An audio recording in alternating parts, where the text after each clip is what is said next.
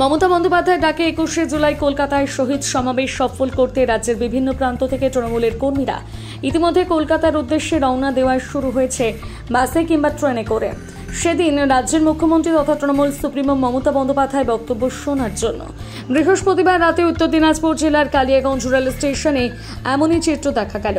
এদিন রাজ্য তৃণমূল সম্পাদক অসীম ঘোষের নেতৃত্বে রাধিকাপুর কলকাতা এক্সপ্রেস ট্রেনে করে শয়ে শয়ে তৃণমূল কর্মীরা শহীদ সভায় যোগ দিতে কলকাতার উদ্দেশ্যে রওনা দেয়। এদিন রেল স্টেশনে অন্যান্যদের মধ্যে উপস্থিত ছিলেন ব্লক তৃণমূল সভাপতি তথা জেলা পরিষদের কর্মাধ্যক্ষ নিতাই বৈশ্য, পঞ্চায়েত সমিতির সভাপতি হিরণময় সরকার, সংখ্যালঘু ব্লক সভাপতি খাবির মোহাম্মদ, সুদীপ ভট্টাচার্য, অলোকেশ বর্মন, গোলাম মোস্তাক প্রধান প্রমুখ।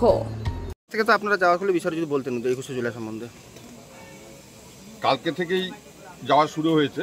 আজকে সকালেও প্রায় শতখানেক লোক আমাদের শহীদ দিবস 21শে জুলাই শহীদ দিবসের সাক্ষী হওয়ার লক্ষ্যে এবং মমতা ব্যানার্জির বার্তা শোনার জন্য আজ সকাল কুলিক এক্সপ্রেসেই রওনা দিয়েছে। এবং আজকে আমাদের ব্লক সভাপতি এখানে নিতাই বৈশ্য আছেন, আমাদের পঞ্চায়েত সমিতির সভাপতি হিরণময় সরকার আছেন, আমাদের 8 নম্বরের প্রধান গোলাম মোস্তাক থেকে, সংখ্যালঘু তৃণমূল কংগ্রেসের সভাপতি খাবির থেকে, বলাদা থেকে, প্রত্যেকে এখানে উপস্থিত আছি।